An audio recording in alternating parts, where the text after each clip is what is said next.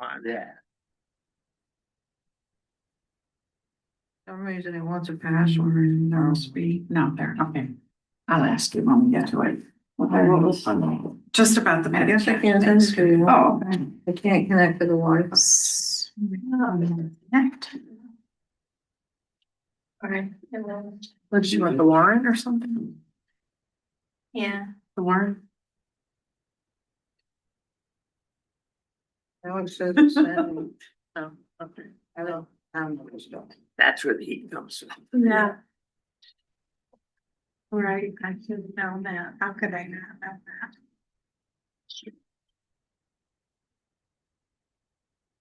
Going through my wood pile I'm sure. in this weather. Yeah. All right, at 6 o'clock, call the meeting to order, start the Pledge of Allegiance. I pledge allegiance to the flag of the United States of America and to the republic for which it stands, one nation, under God, indivisible, with liberty and justice for all.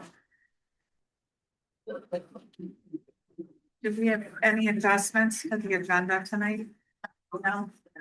Did you want to add, I can do it, I can just cover it in my town office report. Okay, well, there were a couple of things we're gonna add, but we didn't need to shuffle things. No. Did anybody have a conflict of interest with respect to any of these agenda items? No. Minutes of the last meeting, did people have a chance to review the minutes that Aaron did? Yes, very good. Yes. Does somebody want to make a motion? I will. Motion to accept them. Second, anybody? Second. Okay, all in favor? That's all 5 of us. Thank you. Did people receive communications they wanted to share? I had one. Someone said to me that they feel like we should have a sign down by the road, like the school does, that has words on it, with this is coming up or that's coming up. In electronic one? Well, they didn't specify electronic versus somebody having to go put the letters in there. Of course, I encouraged people to sign up for communications because it seems easier, but the response was not everybody looks at email and text notifications. So, It's an interesting idea. There is a sign though, but I guess it's being used permanently now for senior luncheon. That was used for all kinds of different things. well, Senior That luncheon is has their, adjustable. Yeah. senior luncheon has their own. Has their own sign. Okay, well, Right. somewhere isn't there? Rec has one. They use it, they used to use it for that stuff and then they use it for like Muscle Ridge and stuff like that. It's kind of. right, we have the election sign, there's some specific things, but we don't have a sign where we would put a public hearing on such and such a date or anything. So, I'm happy to look into it. I mean, it's pretty common in other towns. right, Whether it actually gets more people in or not. well, especially in a town like ours where almost everybody has to drive by the town hall on a Gonna see regular it, not basis. make a Yeah, choice. Yeah. True. and given that community engagement is a priority, then definitely think about that. It's one of our goals, right? That's right. It's really not gonna. We want people to know what's going on. Yes, nobody wants, we discussed that on the select board for every year for 9 years that I was on the select board. Having a Nobody sign. wanted to go out and change the letter. Well, that's what I was thinking, that people, and I don't know, the electronic ones are somehow not as nice looking. I do not want to put an electronic one up. Yeah, I I like don't it think was it matches matches. the. Lighting's village. Maybe I can just do an interpretive dance. oh dear. Hearing. You have a sign up there for the comprehensive plan surveys. And John Malte ran out of. It was like, please fill out the survey or something, but he had to use upside down sevens Oh for my Alice God. or something because It was eye catching. very creative, right? So that's my only communication to pass on. Did you have any? It's not possible that you didn't have any. It is possible. Wow. Yeah, no, I don't think that I had any, I mean, I had plenty of communications that, but none that need the Attention. board's attention. Okay. So the warrant Irene sent us, and my only question, I think, was, well, one thing is, I know, you show a disbursement for the St. George Days money, but that's because it moved through the account into a reserve account That's correct. for St. George Days. That was the money that Tammy brought in, the $3,300. So thank you for that. And my question was about the petty cash disbursements from The two trusts. the two trusts. Okay, that is essentially this two people on our list now that get cash at Christmas time from two different trusts. What kind of equipment? Cash at Christmas. Cash. Oh, cash. They get cash, basically a Christmas card with a little bit of money in it. Okay. And it comes from the two trusts that was set up basically for that purpose. Did anybody else have any questions? So we're all in favor of dispersing a total of $117,911.34. Is that right? Yes. All right, then I will sign this and you will send it down.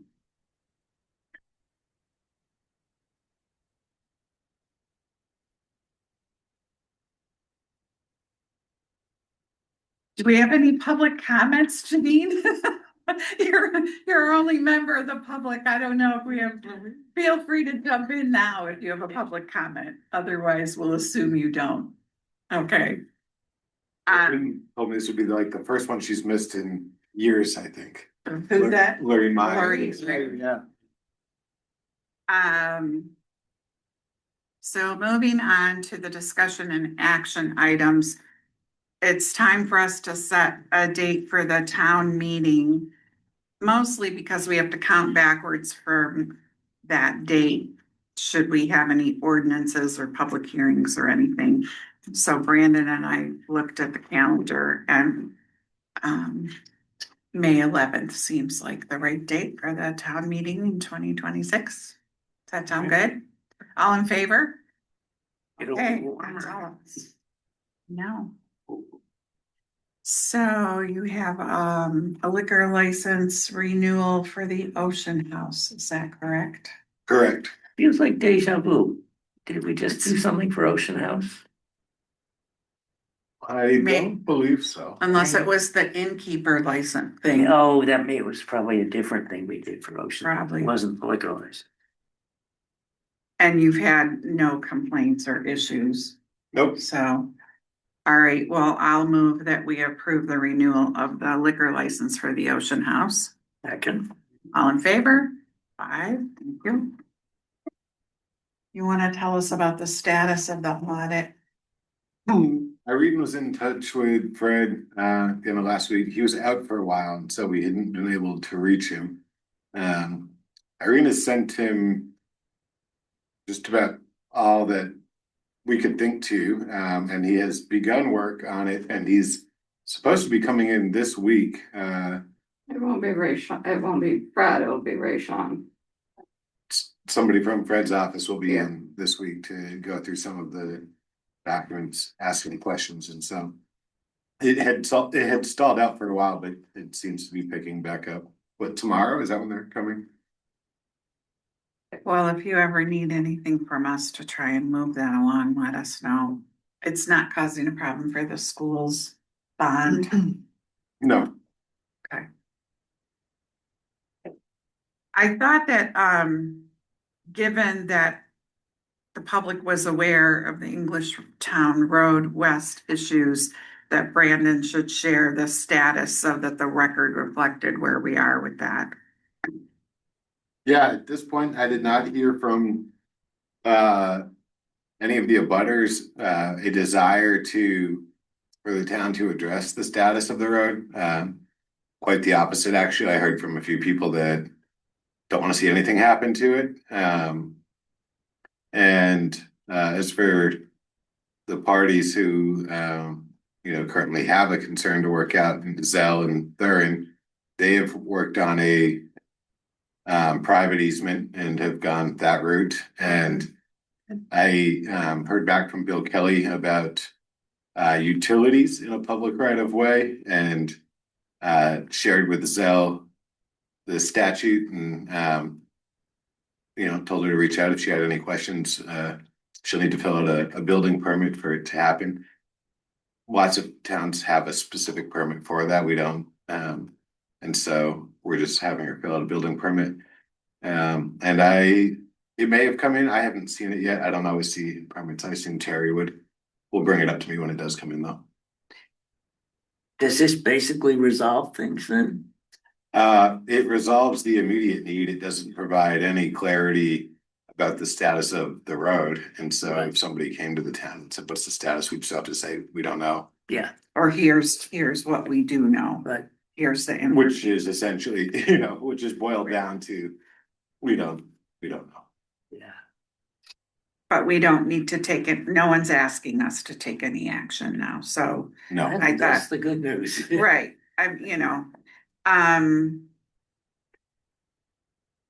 and you'll let us know if we ever need to consider the extension from Watts Avenue to Fogarty's Corner.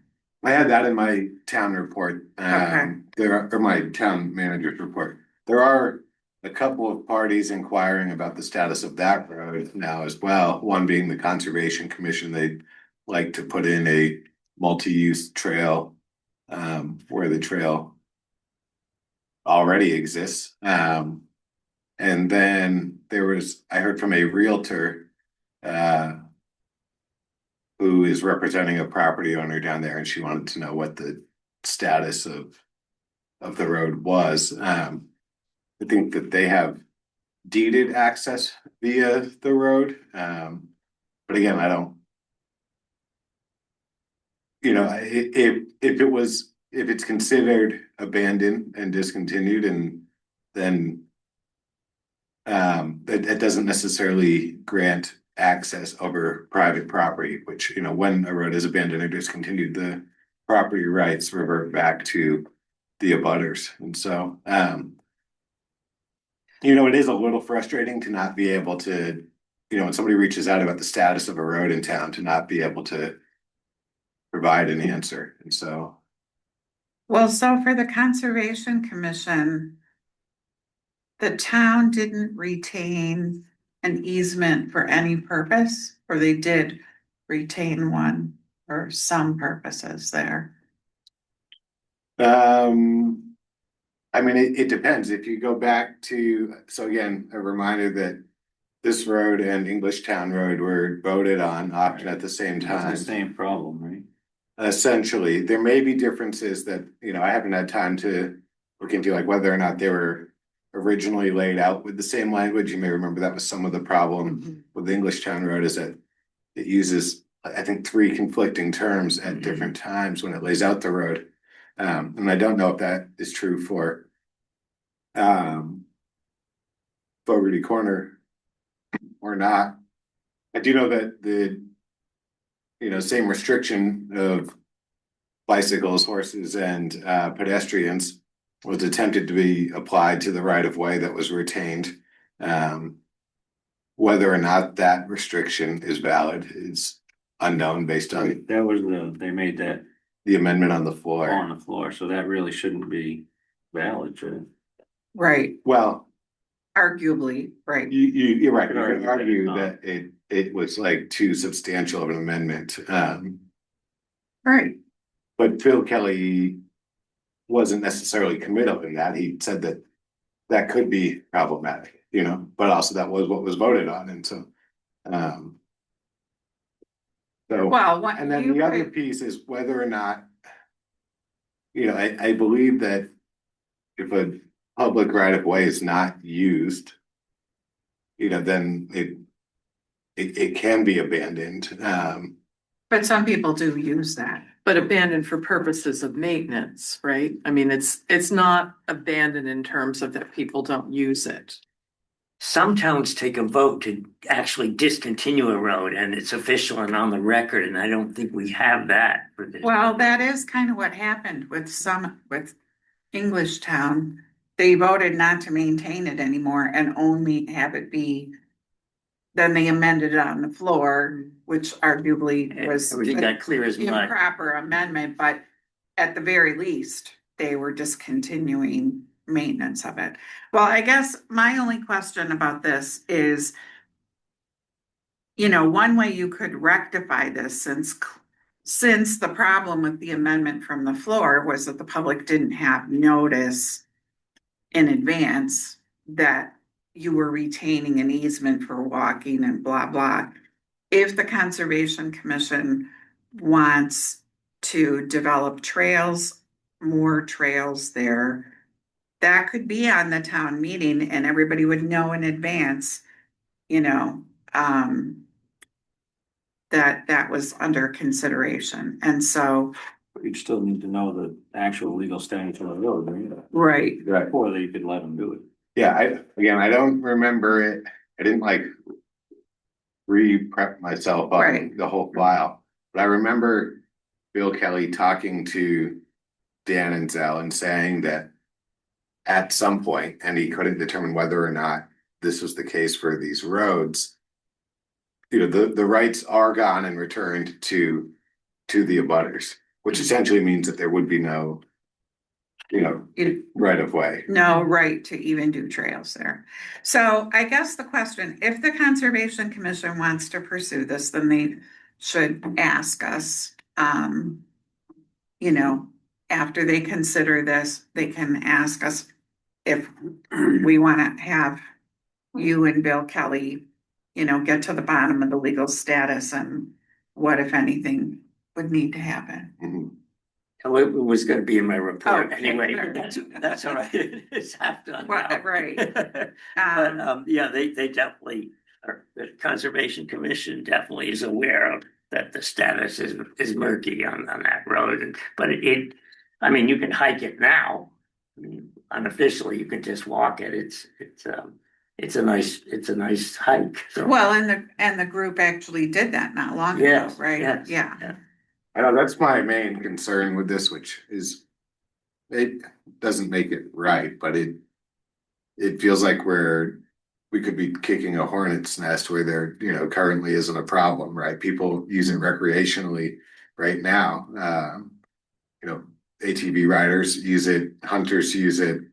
I've backed my truck down the Watts Ave and to load a canoe in the back half of the marsh, and so it's being used recreationally without a problem right now. I think there's also a question where the Watts Road regularly was maintained in like the 1880s, because when I owned a house on Watts, they never could figure out where the original road was that went in front of the houses. And then every legal description came off of that.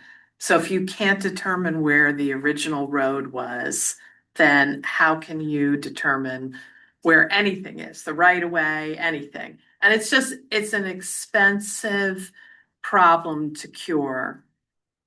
Because you need studies and you need to look at old deeds and there's mistakes in old deeds. And anyway, I just think it is a big deal if you start unpacking it.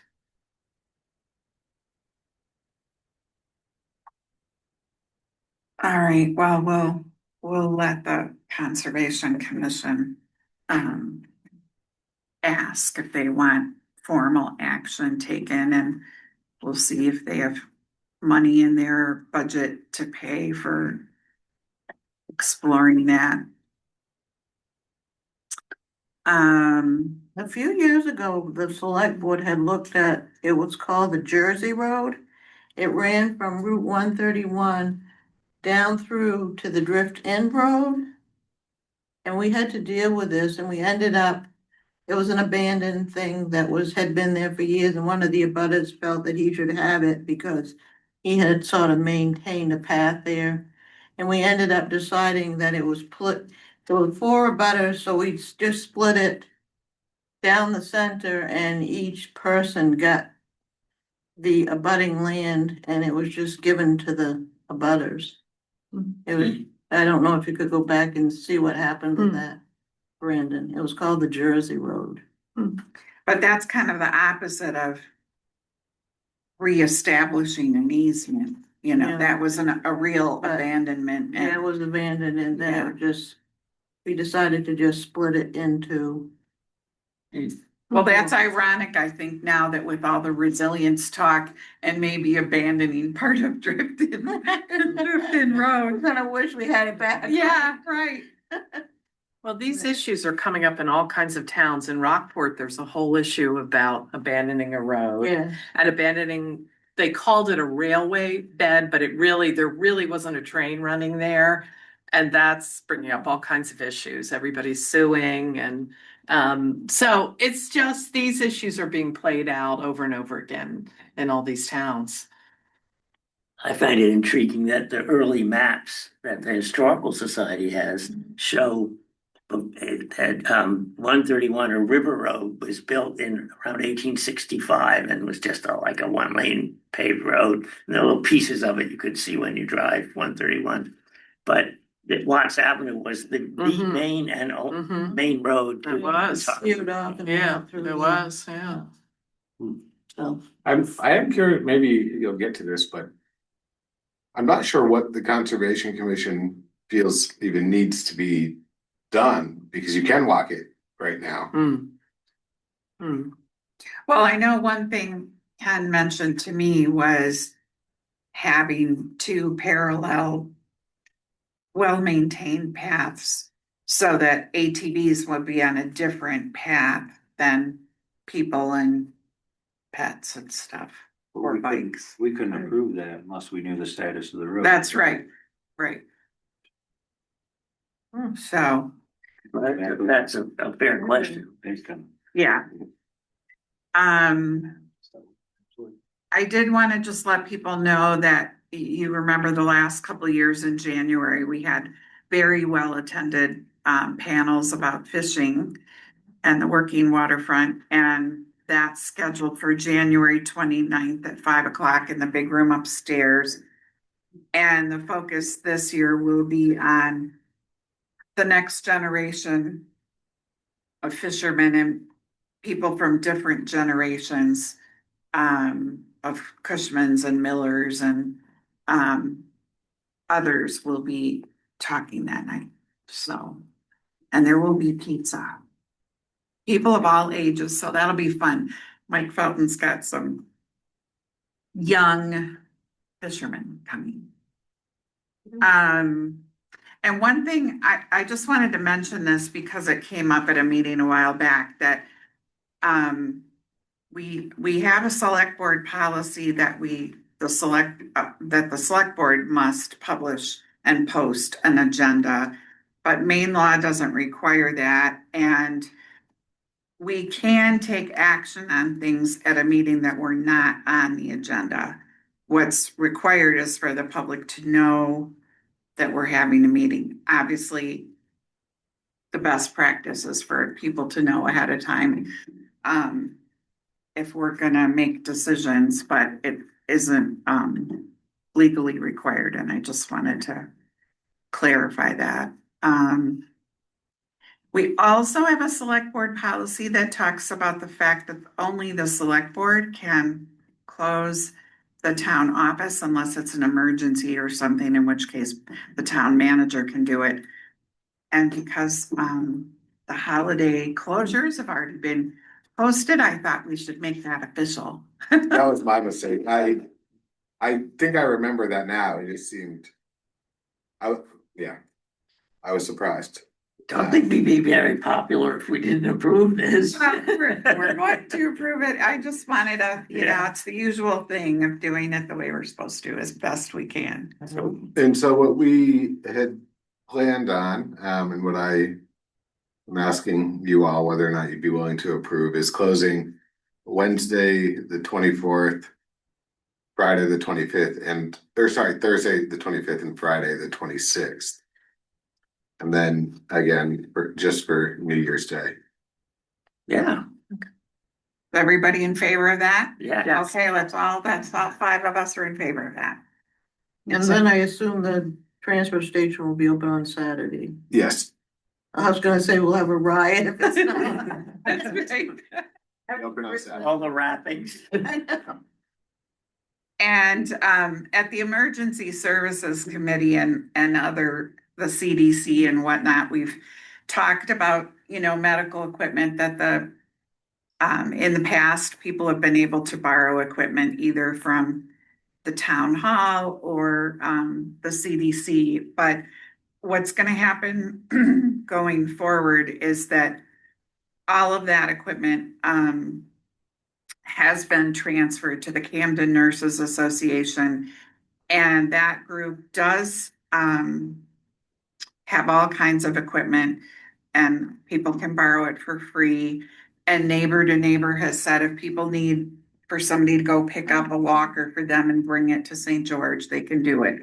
The concern for the community paramedicine and the emergency services staff was that if a doctor's order is requiring a particular piece of equipment, there was a concern about the town being liable if we were somehow letting people use stuff that we hadn't thoroughly vetted somehow. So, and the CDC just didn't have room for it. So this was, in the end, the best resolution. And I guess there's like a phone number you can call almost all the time, which hopefully we'll put on our website. The CDC will put it on theirs, and we'll all just get the word out to anybody we know who needs to borrow something like that. The two new items on the agenda, I shared with all of you an op-ed that the town manager of Hamden published in the Bangor Daily News about the need for tax reform and the fact that, almost everything that happens in all of our towns is paid for by property taxes, and there's kind of a limit to how much you can raise property taxes to run the schools and pave the roads and pay the staff and everything else. And I thought that we might want to ask Ann Matlack, our House representative, to come talk to us about how taxes work in Maine and what changes are being contemplated by the legislature, because she's on the Taxation and Finance Committee and she has 1 year left on her term.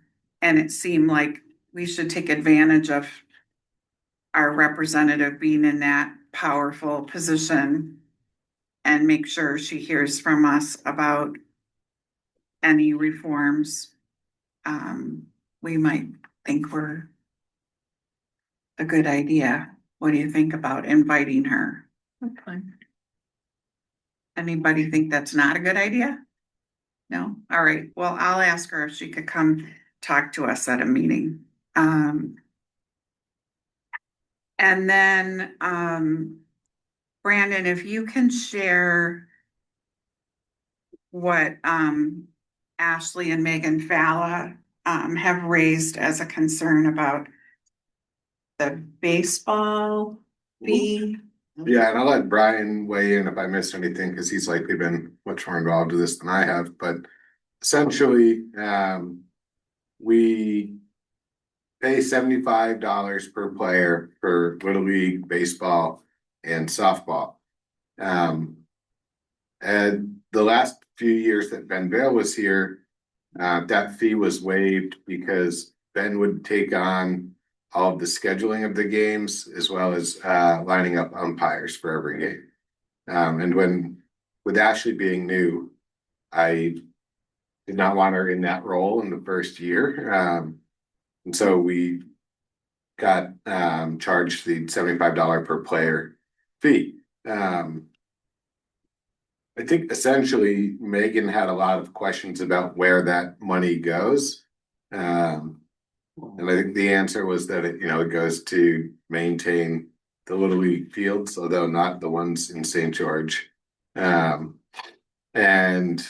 purchase equipment, although not the equipment that we use in St. George. And so they felt like the rate that the town was paying was too high. And essentially asked for like a bit more transparency with it, didn't receive it. And so or I don't know if they want an adjusted rate or answers to more specifically where the money goes. I believe that Little League is its own nonprofit, and so this would be Oceanside Little League. I don't know if it falls under the larger Little League 501(c)(3). But as you know, they're not sort of held to the same sort of transparency guidelines that we are, meaning like not all of their meetings have to be public and all of that. So I guess I just want to know, Brian, if you know, so all the teams that play in this league are asked to contribute $75 per player. That's a question. We were, but I've been told by a couple of people up in Oceanside that they pay $40, not the full price. That's hearsay from a couple parents, so I don't know 100%, but it's definitely a question that needs to be asked. That we're paying full price in some places on. And we get nothing for it. I mean.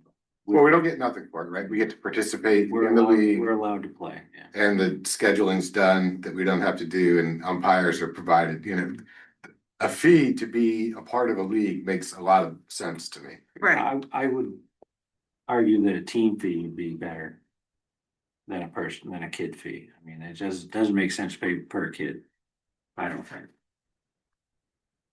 But whatever it is should be the same for everybody, right? Should be. Well, and part of it may be, I don't know if the larger Little League organization has, a fee that goes along with registration, and if that's why we pay per player. Megan knows that. She did a lot of research, and I know she said that she'd be willing to come and share her information with us. So I don't really want to say too much that she is, because I don't know if I'd say it correctly, but she's got all that information, and it's a fraction of what I think. It's been a few meetings, but I'm pretty sure like we paid $4,500 roughly, and like 1,100 of that is what it costs for us to actually be part of Little League.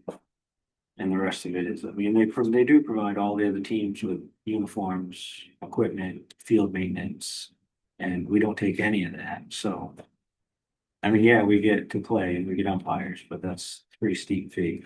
Did we make the choice to not have equipment, the uniforms provided? I feel like I don't know. remember. I think it was just never off. I thought I We always pay for our remember, own stuff. I thought that what I remember is that parents didn't want the organization to provide uniforms because then the hat said Oceanside, and That's the only thing they do with Oceanside hats, but we buy our own because they don't want to wear Oceanside hats. So, but and Vinyl even does the same thing. I don't know what they pay. I guess I'm wondering whether the select board needs to be involved in this at this level of detail, or whether if this group is in favor of it, if Brandon drafts a letter that says, we don't think it's fair for ABC reasons or whatever, and it's got his name on it, and the select board, I can sign, and then we send this letter. I'm not sure that all of us need to be going through all of this. probably not. I think it would be important to sit down with Megan. She's done a lot of research and she has all this information. And they stonewalled her when she tried to come with me, so. Well, it's not acceptable for them to not be able to explain if we're being charged differently from other people. But I mean, it's not just jerseys either. They provide the other teams with bats, helmets, all their catcher's gear, and we provide all of that for our teams. So, I mean, it does seem like we should be getting something. Right. So are people okay with delegating the letter to Brandon, getting information from Megan and Ashley, and then So is Megan gonna come in and explain what's going on? she can talk to Brandon, I don't think. We As don't, a town where we're giving this money to this We approve. organization, can't we or Irene, our finance person, ask for accounting of where this money's? We would like to have a statement of what's going on with this money.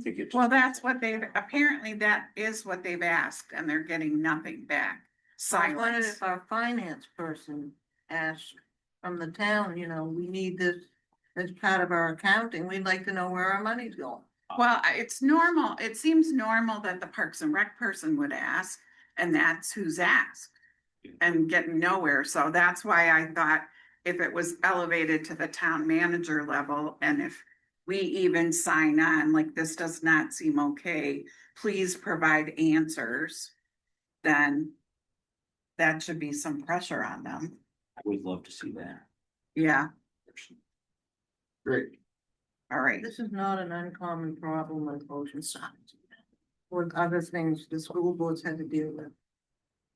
Well, I was wondering about that, how much of this has to do with RSU 13 and our withdrawal but But anyway, that Yeah. has nothing to do with it. all right, so you wanna address any other things in your report? Meeting with Karen Miskawa this week to review tax acquired properties. I believe 3 of them are ready to go on the market, so Oh, good. we'll start that process. I think that 4, Met someone who was interested in one, I believe it, yeah. I think just moved here. I think we have removed 4 from the list up to this point, so. Slow process, especially the selling process is slow, posted for 90 days, and you have to really document your due diligence of trying to contact the owners, essentially in any way that could be deemed reasonable to collect a debt. And so, I've posted notices on trees where there's been, no door, to post it on. And so, anyway, that is, I had sort of fallen to the back burner, but we're now gonna work on listing a few of them. You said 4 are taken care of or gone? Yeah, they're up to date on their taxes. Okay, so it wasn't that they were sold. We've not sold any. No, none have been sold yet. No, none have even been on the market. Yeah, got it. I finished meeting with all the department heads on putting together an early draft for the budget to begin that process with the committee in January. Just to give you all some early insight into the process, it's looking like very small, minor increase in overall taxes, and that includes potentially 2 new positions as well. One of those being another worker in our property maintenance and roads department, and then the other position being Aaron staying for another year. And so I think Did you change your mind? You Yeah. did? I didn't know that, you didn't tell me. Well, I just decided Fridays. Well, that Fantastic. is amazing. Well, that affects the open space plan budget that we were just emailing around about. Yeah, exactly. Aaron could do a ton of work there. I think some early groundwork for, a harbor management plan if we wanted to start that process. And really, I think helping the town develop a much more feasible roadmap through our comprehensive plan, rather than, actually putting dollars to some of the goals and ambitions and figuring out how we do this in a way that both meets the ambitions of the town and, respects the burden that can be property taxes. So I think there's plenty of planning work and should be incredibly valuable. So I sent you to that, a grant about harbor management plans. Mhm. I don't know how, those deadlines seemed awfully soon. they are awfully soon. And when you sent it, I didn't know that Aaron was gonna stay, so I was not that interested, but more Maybe interested. get something submitted by the deadline and then supplement it later if you can, yeah.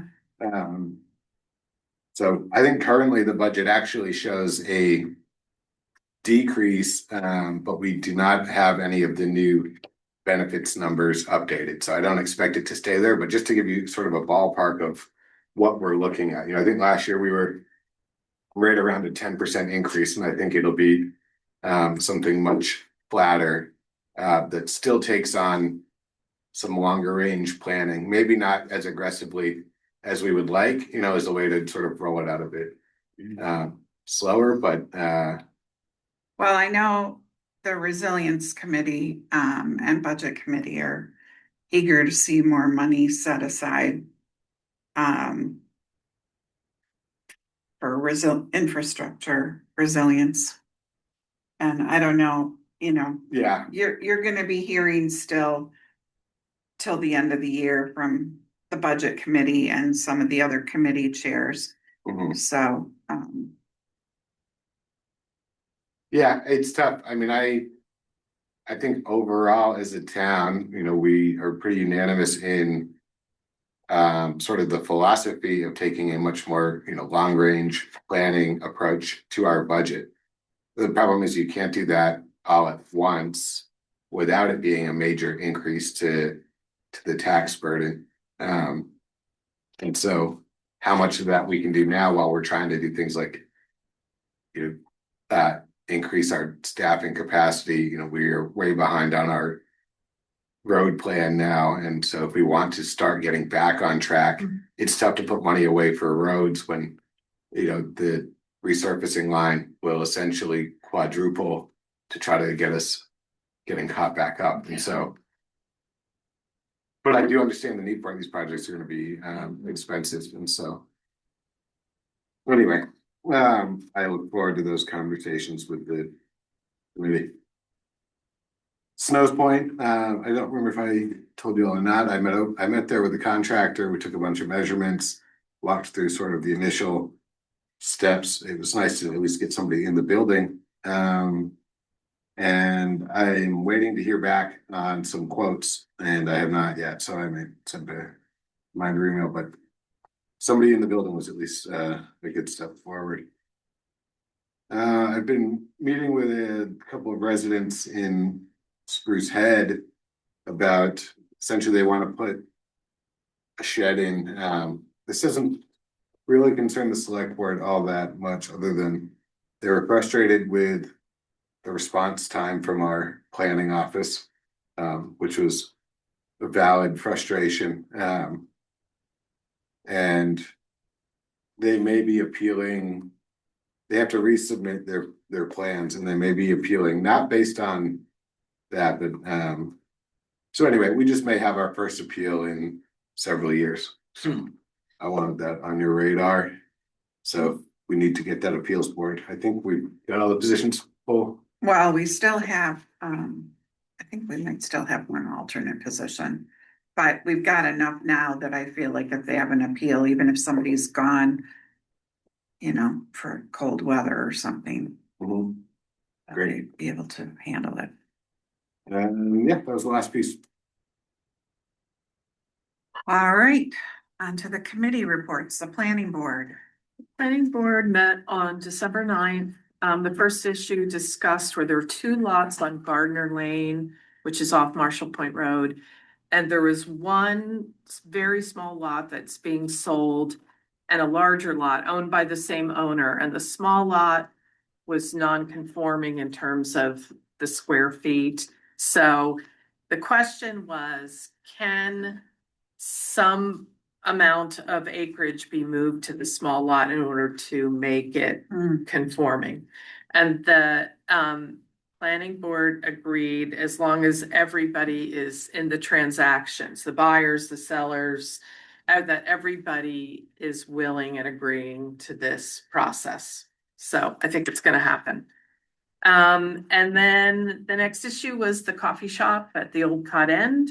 And it was put through site plan review and it was approved. And it will be called Wharfside Coffee and Events, Monday through Saturday, including the deck.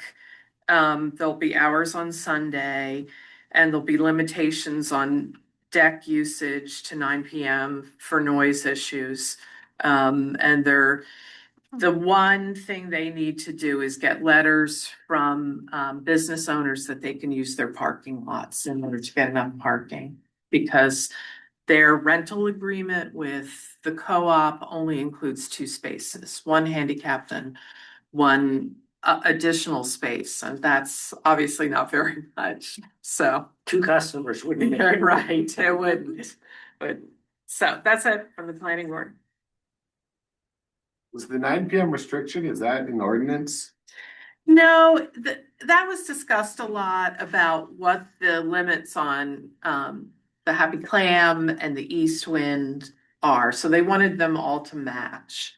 I So- thought their decision on that though is that they would not restrict it and they would leave it at 10 PM as they. Oh, really? Okay, that's fine. All right, okay. Says the minute taker. for Yeah, that. okay, no, you're probably, 10, so 10, those places can have bands going till 10, all 3 of them. That's what weddings at Blueberry Cove can have, for their music opportunity. Well, then I would guess it, I mean, it should be the same for everybody. I'm just surprised it's that late. Given in Maine, I get people to go to hear- bed at 8:30. I get to hear the weddings at Blueberry Cove and at the East Wind. You're right. Yeah. Sometimes it's pretty good music. But not Yeah. always. Is that restriction though, is set by an ordinance, or can the planning board set those individually for businesses? the planning board can, I don't know that I don't think there's a town ordinance. I know we don't have a noise. We don't have a noise ordinance. I know Blueberry Coves is their own regulations just to be courteous to neighbors. Okay, Given, but is the planning board able to set that type of? They make restriction it on as a condition on the issuance of the approval. but your question is, do they have the jurisdiction to Because do if there's that? no ordinance, what is it If based there's on? no ordinance. Right, Yeah. I don't know. Well, No. a question maybe Michael Jordan can answer. it seems odd that it could be different, like, I know that their desire was to keep it the same, but if it's handled case by case and done subjectively, it means that you could have Mm-hmm. a board assigning different restrictions to different That's true. businesses, which. Would not be ideal. Problematic. Yeah. And the harbor committee, We meet Wednesday, 5 o'clock right here. Wow. Yeah, we're having a meeting. I know. right? It's Wednesday, not Thursday. It was Thursday on the town calendar. Oh, it's I think it Wednesday. got updated, but it is Wednesday. Okay. And I know you'll be reviewing the concerns that the select board got in that email from, Josiah, yeah. Josiah. I think Josiah's planning on, okay. Because it was your intention to review all kinds of things about how the first year at the Port Guide Landing went. Correct. Yeah, yes. and you'll be letting us know when the kiosk is gonna go up and signs for the parks and. He already has the kiosk. He ordered one a while back. I think they've been Right. waiting till warmer weather to put it up, or closer to the season, right? So it doesn't get Okay. hit by a snowplow or. Right. The budget committee met last Monday to discuss their recommendations for the budget process, which they are gonna articulate in a letter to the town manager by the end of December. So it was interesting to be there for that. The cemetery committee. They met on December 4th here at the town office. And Irene was there to explain the different type of cemetery trust funds. And she also explained how much was in each fund and how those funds can be used. There's restrictions on how they can be used. They started their budget review and plan to submit it to Brandon very soon. And then they had another meeting last week just to finish up the budget part and come to an agreement on everything, and then they'll have it submitted by the end of the month. And they wanted me to let the select board know that on January 8th at 4:30, there will be a presentation by the Mid-Coast Maine Green Burial people will be coming to do a committee. Be coming to do a presentation about green burials, and anybody that's interested, please come and listen to what they have to say, and they'll remind us just before that meeting takes place. And they have changed their meeting day from Tuesday to Wednesday, and it will be the same time at 4:30. They were having some conflicts with their schedule, so they'll now do their meetings on Wednesdays. And Wreaths Across America was very successful. Yes, It's a very nice very successful. event. And their committee member, Bill, put in a lot of work. to Yes, Make that. Bill Torby did a Yes. lot of work. Especially down here in Tenants Harbor, his end of town, he was on it. Well, there's a whole crew of, the sexton and lots of volunteers. It was really nice event. Very well. The Emergency Services Committee hasn't met since we last met, but they'll be meeting soon. Can I ask Brian a question, sort of apropos of that committee's work plus our table Yeah, read that? I think, Brian, you said that you were gonna help update the emergency operation plan. And a question came up in the resiliency committee, whether in the emergency operation plan, the pinch points in terms of roads and emergency vehicles getting through roads that maybe were inundated by surf, surge, rain, whether those are listed anywhere in the emergency operation plan. They aren't currently, I don't. know. Okay, all right, I'll just let them know I that. haven't talked to Ryan, I'm gonna see him Wednesday, so I was gonna talk to him about it. Okay, Try to start working on that. okay, all right. I remember that in the beginning of that plan, they list information about the number of homes in St. George and the number that are vacant. Mhm. And I looked at that because we had just all seen that. Mm-hmm. And with respect to a housing issue that came up at the MCOG meeting that Aaron and I attended. So I asked Aaron, about this, and apparently that, is that the American Community Survey Community Survey is that every couple of years? every year. So that's done every year in between the, every 10-year census. Uh-huh. But when they say a property is vacant, it was just the day they went there. So that is not helpful in St. George, where we have a lot of seasonal people. Mm. And I'm just pointing that out since we are gonna update various pieces of information in the plan that aren't really accurate, that should be on the list of things that, it shouldn't say that those are vacant when it might just be. To me, vacant means like that house at the corner across from the Baptist church in Tenants Harbor, something that no one ever is in there. As opposed to, they're in Florida right now.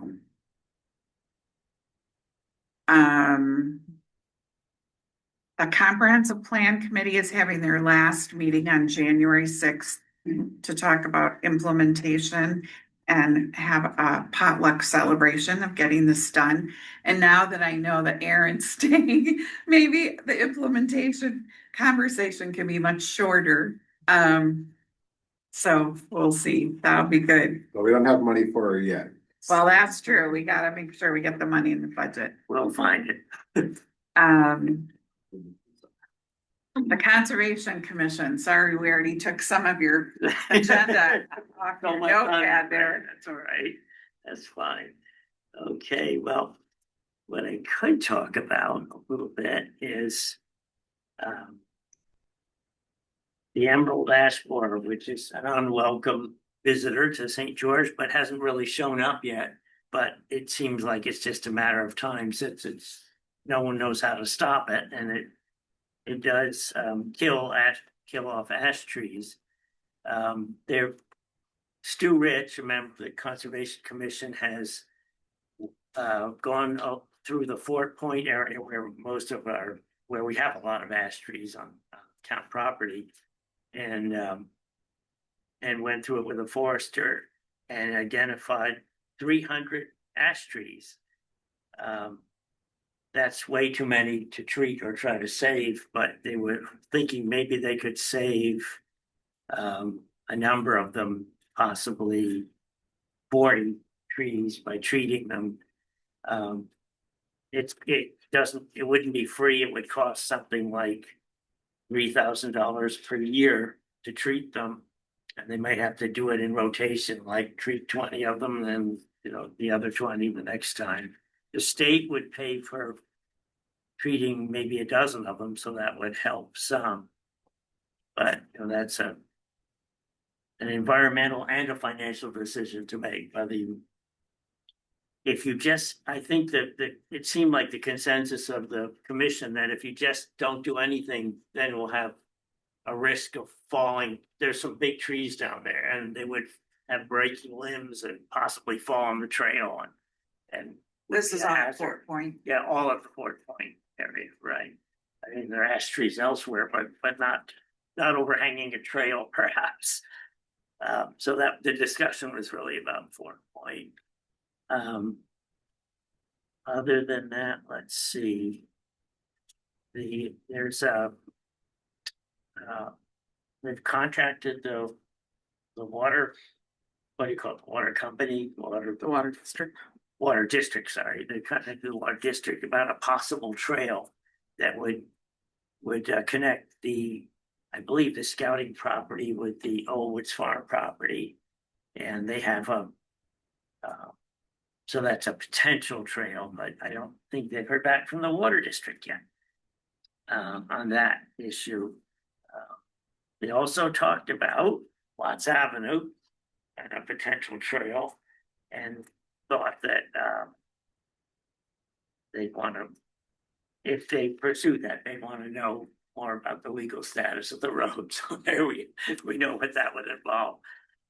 They even talked about possibly asking Bill Kelly about that road, and I don't know if we need to go down that road of asking Bill Kelly, but that was something that came up. I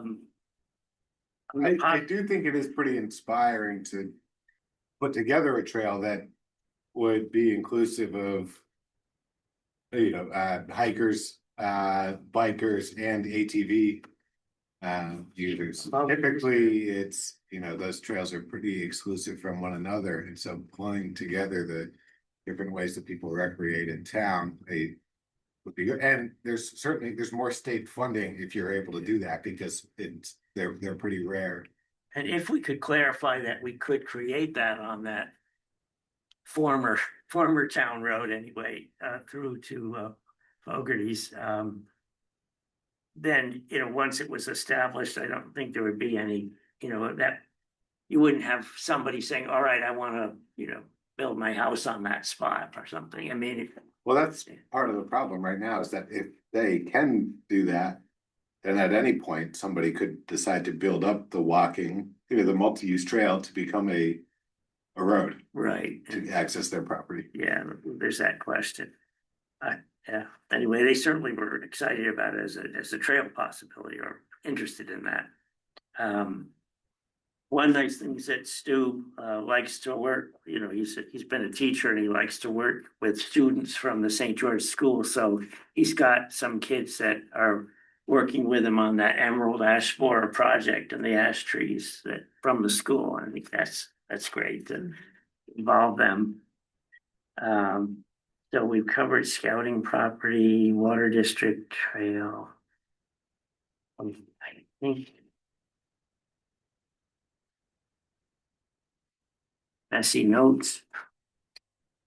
So I know that Brandon and I talked recently about the fact that we haven't had a recent bill from Bill Kelly, but maybe when he's caught up with his billing through now, then both the Conservation Commission, because he had some time on Old Woods Farm that he hasn't billed them yet, then you'd all be able to look at your, professional expense budget for the Conservation Commission and the town and see if we have money to have him look at that. So is that something that could be done before July 1st? Do we want to do it? Or do we think about that next year's budget? I did make one mistake. It was Dale Pearson, the forester, who went through and identified trees worth protecting. But Stu Rich is working down there with the students. Stu has a forestry degree as well. Oh, so he'd be a natural for that. Thank you. And also Stu has been creating this. He's really good with the computer stuff and technology, and has been creating an interactive trail map that I guess is going to go up on the website. I don't think it's up yet. And then they did mention that the commission would come to the select board probably in February to make a presentation that's more coherent than mine about the ash borer and saving the ash trees, or some of them. And they did have a figure for a budget request of $5,425, that you probably know about. And that's assuming that they will then carry forward any unspent funds this year. That's typically how Right. the Conservation Commission builds their budget. And there's no problem with doing that we know of, right? It's not best practice, Oh. where they are so small and a lot of their work is project based. Yeah. You can argue that the projects that they asked for the money aren't complete yet, and so that's why it makes sense to carry it forward. And I think that Irene would probably prefer to see just a more accurate budget each year for the work that's going to be done that year. Yeah. I don't think that we would let larger departments operate in that manner. And I know the money from the land for Maine's future that we had fronted for the purchase of Old Woods Farm came in last week, Irene said, and she and Ken were gonna sit down and figure out where the total needed to go back into different lines in our budget, so they'll figure that out. That was a major accomplishment. That was a huge, I mean, it's amazing, because that was the day of, or the town meeting in 2024, May of 2024, we signed the papers to buy that, and paid for it, and here comes the money now, so hooray. But it's a forever deal. It's great. Right, the Shellfish Committee. They meet tomorrow at 5:30 in Warren.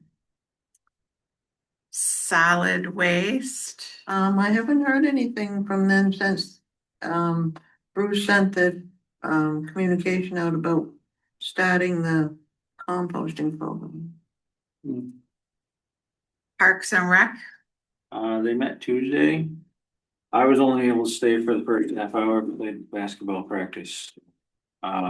Basically they were hashing over the third, fourth girls basketball and had some questions, decide whether or not they could do more, done different, but that was basically all they got through while I was there. I've requested minutes, but they weren't ready yet, so. And we did not have enough girls to field a town team, is that right? I think it actually said all but two parents pulled their kids. Wow. They're gonna do clinics starting in January. There's gonna be third, fourth girls clinics. So, and they're all welcome, obviously. Could they do a mixed team? It's already No. halfway through the season now, no. No, they're gonna do clinics, so that there's opportunities to play basketball for third and fourth They'll grade. not get to play. So co-ed has come up a lot, but the league that we play in is not co-ed. Yeah, right. So We'll that'll be able to do it. Okay. Resilience Committee. The Resilience Committee has had many meetings. They had one organizational meeting to talk about where they were with both grants. And then there's been two meetings for the Climate Action Plan grant, which is now also known as the Vulnerability Assessment. And there are action teams that meet. And the last two meetings I've gone to, the action team that's talking about infrastructure has met and looked at the exposure that infrastructure withstands here, the sensitivity of the infrastructure and the adaptive capacity. So for everything like culverts, bridges, roads, we're looking at those structures in those different ways. And they're gathering a lot of information. That's why one of the things that came up was whether we had a list, maybe under emergency action plan, that showed all the pinch points if there's people heading north on the peninsula and where roads wash out. So anyway, it's very interesting. We're talking about how things can be bolstered either by landscaping, new infrastructure, or maybe we're gonna do nothing. Maybe we're gonna, look at apps doing absolutely nothing. So anyway, it's very interesting, and the two grants are persisting. Do you want to report on the Open Sure, Space Committee? yeah, so I might as well get in the habit of it. It's on the liaison. And Jane was there helping out with the first meeting last Wednesday of the Open Space Committee. We had a good turnout, and a lot of interest. They elected Sue Merrill chair, and had a tough time talking anyone into being secretary, as I recall, but was it Ally? Who they? Well, they're gonna rotate for now. But Ally agreed to try it once anyway. Yeah. And the vice chair is Janine, right there. Yeah. Thank you, Janine. And they're just getting squared away on what to do, but it seemed like they had good energy and were excited about being part of this process. They decided to meet every other week Right. for a while to get cranking, and Erin is their staff support, and they will be thrilled to learn that she's gonna be here beyond Labor Day. Breaking news. That's right. So, obviously their first tasks include outlining what they want their process to look like. They're gonna have to decide what the definition should be for St. George of open space. I And- think considering things like public access to the water, Right. wherever different bodies of water, natural beauty of areas, wildlife, all those kinds of things, conserving areas for public use. I thought there was one comment worth mentioning, which is a member of the committee that we appointed, Paul Gadet, said, "I was in real estate for 25 years, so I've seen it gobbled up." Yeah, Guess we've all seen some of that. it's an interesting group with a lot of different perspectives, so that's good. And they are meeting on Wednesday at 3:30. That's right, early. Yeah. All right then, I think that's everything on our agenda.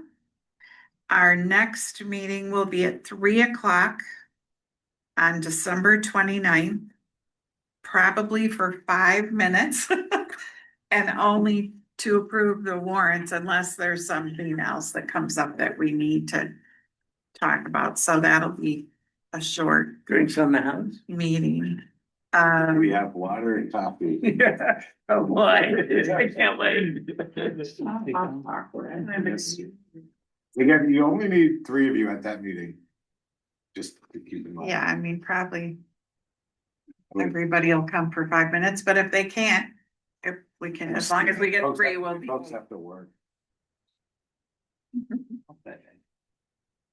All right, does anybody want to make a motion to adjourn? I do. Second? All in favor?